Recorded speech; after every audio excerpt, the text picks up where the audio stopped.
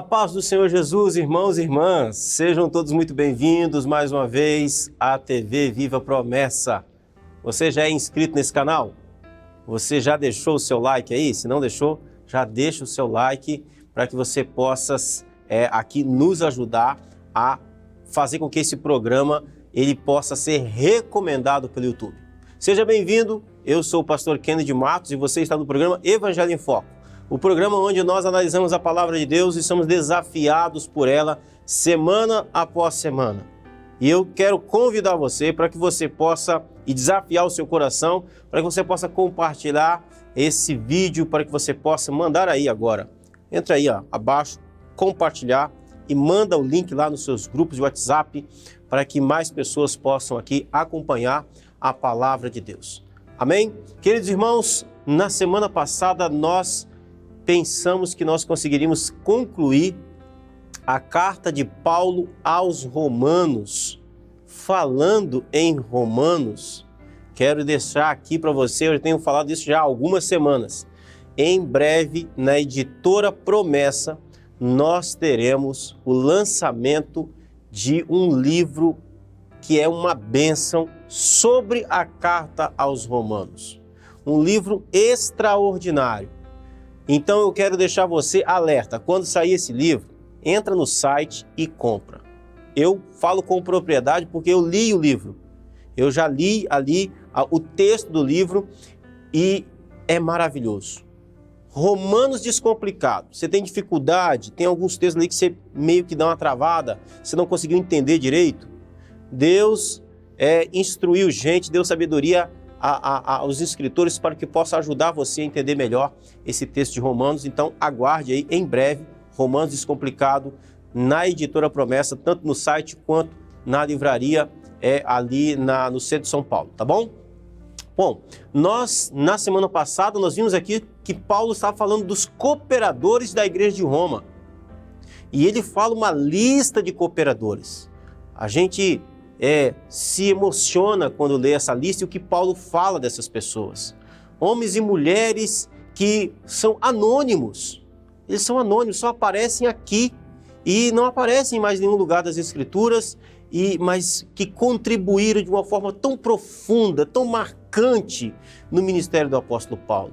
Às vezes nós olhamos para Paulo, esse gigante da história da igreja, e pensamos que ele é uma pessoa que fazia tudo sozinho. Nem Jesus fez tudo sozinho. Jesus tinha os apóstolos, tinha os discípulos, que o próprio Senhor Jesus, ele dá testemunho de mulheres que sustentavam o ministério dele. Gente anônima, gente como eu e você, gente que não é conhecida, gente que não tem sua relevância, gente que não escreveu livro, gente que não pregou, gente que não aparece nas grandes mídias, mas que produz um trabalho de cooperação que é extraordinário, uma bênção. Eu disse aqui semana passada, todo ministério bem-sucedido existe um corpo de cooperadores por trás, que sustenta, que trabalha, que abençoa, que serve com dedicação. Nenhum ministério, pode olhar na história da igreja, do início dela até hoje, não existe nenhum ministério que tenha sido uma bênção, que não tenha tido cooperadores extraordinários sustentando esse ministério. Não existe, simplesmente não existe. Nem o nosso Senhor Jesus, ele trabalhou sozinho. Até ele teve grandes e importantes colaboradores, homens e mulheres, gente que serviu de forma poderosa e extraordinária. Hoje, então, nós vamos continuar vendo essa lista de cooperadores. Nós paramos no verso 10 do capítulo 16 da carta aos Romanos. E hoje nós vamos seguir a partir do verso 10, onde Paulo fala dessa lista de cooperadores. Aí no verso 17 ao verso 20, Paulo dá aqui uma recomendação, ele traz um alerta aqui, parece que Paulo ali no meio do momento em que ele estava fazendo a sua saudação, ele lembra de algo, e ele faz uma recomendação e depois ele volta a falar dos cooperadores que o ajudavam.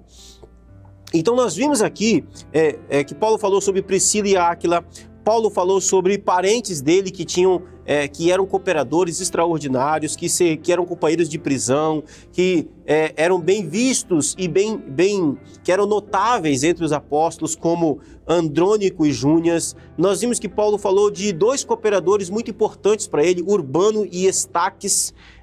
Paulo falou também de Apeles, um irmão aprovado em Cristo Jesus, e aí a lista segue. Então eu quero pegar aqui do verso 10, Romanos 16, verso 10. Paulo diz: saudai Apeles, aprovado em Cristo, saudai os da casa de Aristóbulo. Olha que coisa interessante. Paulo diz que esse Apeles aqui, ele era alguém aprovado em Cristo. Nós não sabemos direito por que Paulo está citando esse irmão, mas Paulo tem motivos para citar. Provavelmente é fato que esse irmão era conhecido da igreja de Roma. Era alguém que tinha um testemunho, alguém que talvez tenha passado por uma situação de provar a sua fé. Talvez seja alguém que tenha passado por uma situação de perseguição em prol do nome de Cristo. Alguém que tenha sido tentado, alguém que tenha sido perseguido, nós não sabemos, mas fato é que Paulo diz que ele é aprovado em Cristo.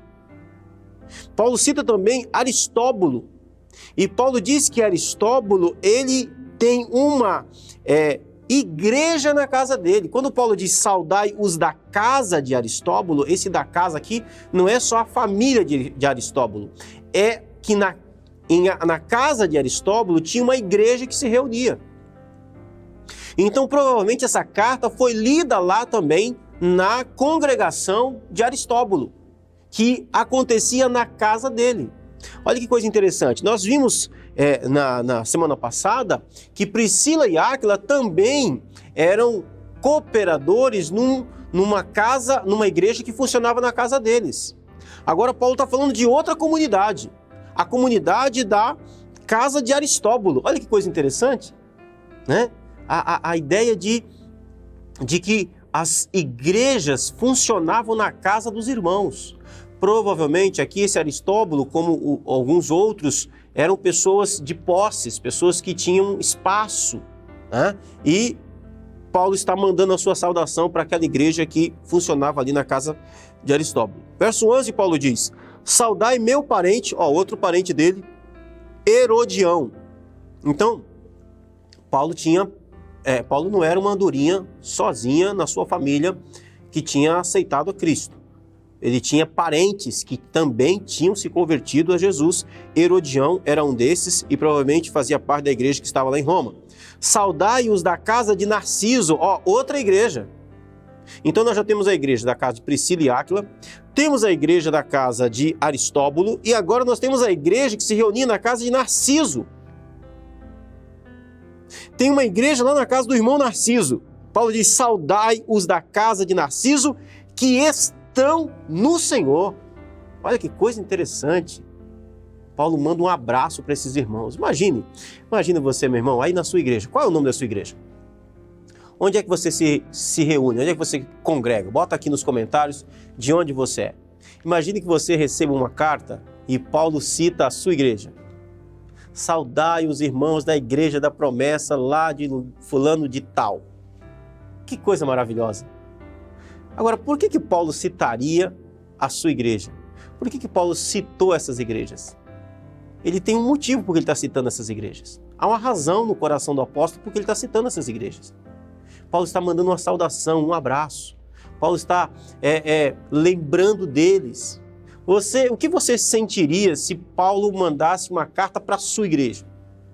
Provavelmente você iria pensar assim: puxa vida, o apóstolo Paulo, ele sabe da gente, ele conhece a gente, ele ora por nós, ele conhece a nossa realidade. Então Paulo faz essas conexões, ele se importa, ele manda uma saudação, ele manda um abraço. Saudai os irmãos da casa de Aristóbulo, os da casa de Narciso que estão no Senhor. Que carinho, né? Que coisa interessante. Muito bem. E aí vem aqui duas irmãs que são bem conhecidas, né? Sempre são citadas de vez em quando. Essas irmãs são citadas de vez em quando alguém quer falar assim, olha, já escolheu o nome dos filhos? Fica a dica, né? Saudai Trifena e Trifosa, duas irmãs, Trifena e Trifosa, as quais trabalhavam no Senhor. Eu não sei direito por que Paulo usa aqui o verbo trabalhar no passado, mas talvez Trifena e Trifosa estivessem aqui numa situação ou de enfermidade ou de muita idade avançada, a ponto de que elas não trabalham mais. Talvez Paulo esteja aqui falando de duas mulheres, duas senhoras, que cooperaram muito no Evangelho, na pregação do Evangelho, no ministério da igreja, porque Paulo usa o verbo no passado, que trabalhavam. Mas Paulo está mandando a saudação, isso significa que elas ainda estão vivas quando ele escreve. Mas provavelmente elas não estão podendo mais trabalhar, podendo mais contribuir por uma incapacidade qualquer. Paulo está lembrando dessas mulheres. Como é que é importante a gente lembrar da história das pessoas? Meu irmão, é importante, meu companheiro, é importante lembrar da história das pessoas. Há algumas semanas atrás, eu recebi a notícia triste de uma irmã querida que faleceu, a diaconisa Armelinda, da Igreja da Promessa em Colatina. Eu me lembro de quando eu assumi a igreja em Colatina, uma igreja a qual eu mando um abraço, tenho absoluta saudade e carinho e amor por esses irmãos amados. Eu me lembrei, quando eu recebi a notícia do falecimento da irmã Armelinda, de que quando eu cheguei lá, a irmã Armelinda, juntamente com o seu filho Josiel, eles vinham de um momento um pouco difícil. Os filhos que foram pastores naquela igreja durante um bom tempo não estavam mais na igreja, não estavam mais pastoreando a igreja, e ela tinha uma certa cicatriz no coração. E eu me lembro que eu assumi a igreja no início do ano, nós fizemos um aniversário da igreja local, e eu me lembro que eu pedi para que os diáconos colocassem 2 cadeiras na frente, e eu, na hora da comemoração, na hora da celebração do aniversário da igreja, nós falamos sobre a história da igreja, e eu chamei a diaconisa Armelinda, chamei o Josiel, coloquei eles lá como representantes, louvei a Deus pela vida da família deles. A família Guerra foi usada por Deus naquela cidade para que ali tivesse uma igreja de Jesus. Aquela atitude transbordou o coração daquela irmã. Ela ficou completamente desarmada a meu respeito. Porque a Bíblia manda a gente dar honra a quem tem honra. Nunca me tratou com desrespeito, nunca me tratou com altivez, uma mulher amável. É importante nós honrarmos a história das pessoas. Às vezes você tem aí na igreja um irmão, um presbítero, um diácono que ele já não consegue mais, a idade, o tempo o incapacitou, mas ele tem uma história, é importante valorizar isso. Citar essas pessoas. Trifena e Trifosa, Paulo diz, saudai elas, as quais trabalhavam no Senhor. Saudai a estimada Pérside, que também muito trabalhou no Senhor. Olha, outra que também provavelmente não estava mais trabalhando, mas Paulo manda saudações a Pérside. Saudai Rufo, eleito no Senhor, e igualmente a sua mãe, que também tem sido mãe para mim. Gente, isso aqui é muito forte. O Rufo, Paulo diz, ele é eleito no Senhor. Saudai, ele é eleito. Talvez esse homem fosse um homem de profunda fé, profunda convicção. Um homem de um testemunho de vida extraordinário. Um homem que tinha uma certeza inabalável na salvação em Cristo Jesus. Por isso que Paulo usa o termo eleito. Se esse cara não foi eleito, ninguém mais é. Tamanha força, tamanha vitalidade da sua certeza de perseverança na salvação em Cristo. E Paulo cita a mãe de Rufo, que Paulo considerava a mãe dele também. Já foi amado assim por gente que te abraçou como se fosse da família? Já foi amado assim por gente que te considerou como filho? É esse o sentimento de Paulo aqui. Irmãos, isso é igreja. Isso é a igreja de Jesus. A igreja de Jesus tem essas coisas que são maravilhosas. Às vezes as pessoas olham só para o lado mais difícil da igreja. A igreja é isso, a igreja é aquilo, mas a igreja é essa beleza aqui, ó. É uma família. Paulo considerava a mãe de Rufo como se fosse a mãe dele. Imagina a quantidade de amor que essa mulher desprendeu no coração desse apóstolo. Imagina a quantidade de carinho, de afeto, de abraço que essa mulher, ela doou, ela deu, ela serviu o apóstolo, a ponto do apóstolo Paulo dizer, ela é minha mãe. Eu considero essa mulher como minha mãe. Que coisa maravilhosa, coisa linda, coisa extraordinária. Vamos lá, vamos continuar, senão a gente não termina também aqui. Saudai, 14. Saudai Asíncrito, que nome difícil. Flegonte, Hermes, Patrobas, Hermas e os irmãos que se reúnem com eles. Uma série de nomes de homens aqui, que provavelmente também eram presbíteros ou cooperadores, trabalhadores, que provavelmente eram coordenadores de algum tipo de ministério de pregação, que tinham debaixo da responsabilidade deles igreja, gente para pastorear, uma série de homens aqui que provavelmente fossem uma espécie de líderes na igreja de Roma e que pastoreavam a igreja. Porque Paulo manda a saudação a eles e diz, e os irmãos que se reúnem com eles, eram pastores de igreja. Era gente que pastoreava comunidades. Talvez uma igreja na casa de cada um deles, talvez eles pastoreando uma série de pequenas igrejas, pequenas congregações em lares. Paulo manda saudação para esses homens. Verso 15, saudai Filólogo, Júlia, Nereu e sua irmã, Olimpas e todos os santos que se reúnem com eles. Outra igreja. Gente, que coisa extraordinária. Várias igrejas em Roma, Saudai-vos uns aos outros com ósculo santo, todas as igrejas de Cristo vos saúdam. Que coisa maravilhosa. Paulo aqui fecha. Aqui, agora no verso 17, parece que Paulo dá uma pausa. Parece que Paulo se lembra de uma recomendação. Ele está terminando a carta, ele está citando o nome de um monte de gente, ele está aqui fazendo menção a pessoas, a cooperadores, e de repente Paulo para. Verso 17, se percebe que ele dá uma destoada do que ele estava fazendo. Porque lá no verso 21 ele volta a falar de saudação. Aí no verso 17 ele diz, rogo-vos, irmãos, que noteis bem aqueles que provocam divisões e escândalos em desacordo com a doutrina que aprendestes, afastai-vos deles. Parece que Paulo está destoando, mas ele não está. Porque todas as pessoas que Paulo citou até aqui, elas se conheciam. Havia uma unidade. Mas nem tudo é festa. Nem todo mundo é cooperador do Senhor. Nem todo mundo está trabalhando na igreja de Jesus para a edificação da igreja.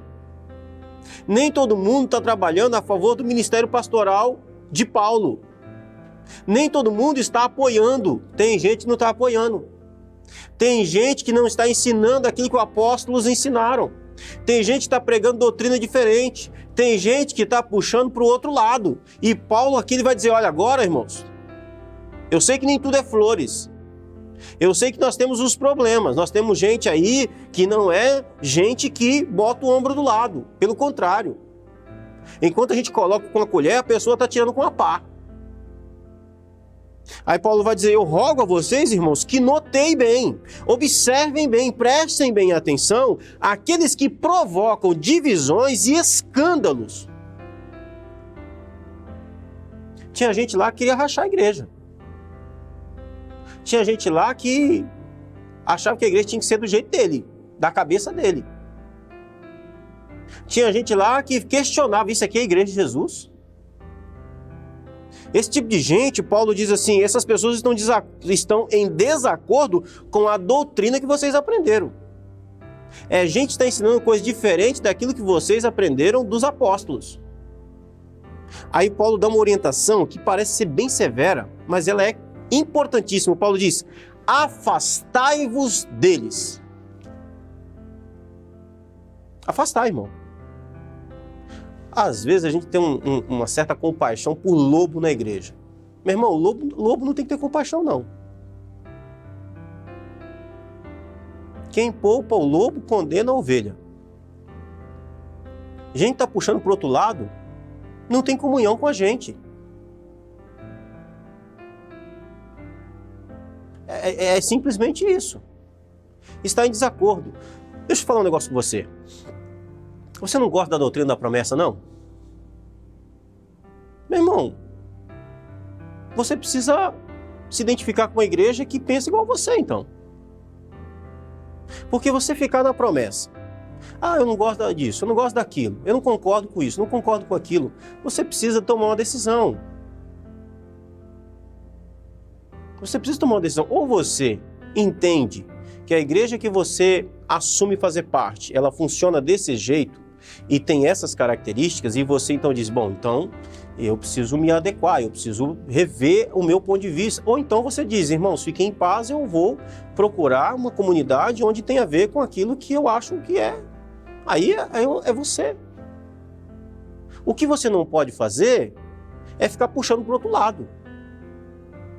O que você não pode fazer é ficar denegrindo a igreja de Jesus. Você acha mesmo que tem a bênção de Deus fazendo esse tipo de coisa? Você acha mesmo que ficar criticando a noiva de Cristo, você acha mesmo que Cristo vai achar bom? Se alguém criticasse a sua mulher, ficar te criticando a sua esposa, você vai gostar? Você vai achar bonito? Você vai achar relevante isso? Vai achar importante? Então a gente precisa entender isso. Então o apóstolo Paulo, ele diz assim, olha, nem todo mundo é cooperador, nem todo mundo. Verso 18, porque esses tais não servem a Cristo. Não servem a Cristo por quê? Porque não servem a igreja de Jesus, irmão. A igreja de Jesus é o corpo, a igreja é o corpo de Cristo. Não está servindo a igreja, não, mas eu sirvo a Jesus, mas não está servindo a igreja, não está servindo a Jesus, não. Está completamente por fora. Porque esses tais não servem a Cristo, nosso Senhor, e sim ao próprio ventre, ao seu próprio interesse, à sua própria cabeça, a uma igreja que a pessoa idealizou na sua mente. Pois a vossa obediência é conhecida por todos. Paulo está falando agora dos irmãos, dos cooperadores. Irmãos, a obediência de vocês é conhecida por todos, é testemunhada por todos. Por isso me alegro a vosso respeito e quero que sejais sábios para o bem e simples para o mal. E o Deus da paz em breve esmagará debaixo dos vossos pés a Satanás. Preste atenção no que Paulo está dizendo aqui. Porque no verso 20 parece que ele está destoando de novo do texto, mas não está não. Paulo está dizendo aqui o seguinte, esse tipo de atitude de pessoas que ficam puxando para o outro lado, provocando divisões e escândalos dentro da igreja, essas pessoas estão servindo a Satanás. E Paulo está dizendo, em breve o Deus de paz esmagará debaixo dos vossos pés a Satanás. Paulo, o contexto é esse daqui. Ele está falando de gente que provoca divisão na igreja, ele está falando de gente que provoca escândalo na igreja, e Paulo está dizendo lá no verso 20, ele vai dizer assim, no fundo, essas pessoas não estão servindo a Cristo, elas servem ao diabo, elas servem a Satanás. Mas o Deus da paz em breve esmagará debaixo dos vossos pés a Satanás. Porque esse aqui não é um texto solto.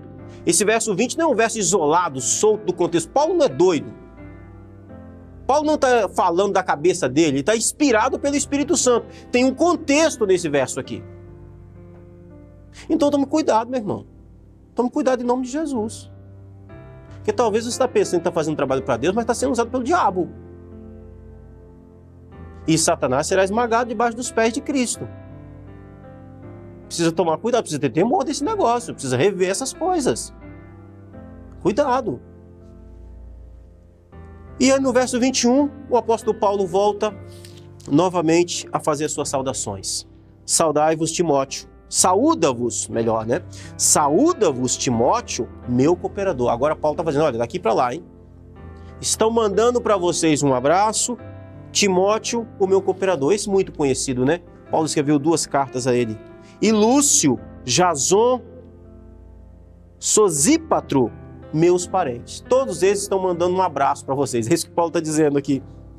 Todos eles estão mandando uma saudação para vocês. Olha que coisa maravilhosa, coisa linda, né? E no verso 22, nós temos agora não Paulo falando, mas alguém que interveio na carta, coloca ali a sua fala, Tércio, e eu, Tércio, que escrevi essa epístola, vos saúdo no Senhor. Parece que a cena é essa, né? Paulo tem aqui um amanuense, um escriba, alguém que está escrevendo. Paulo está ditando a carta aos romanos. A carta toda é ditada. E Paulo está ditando e o Tércio está escrevendo.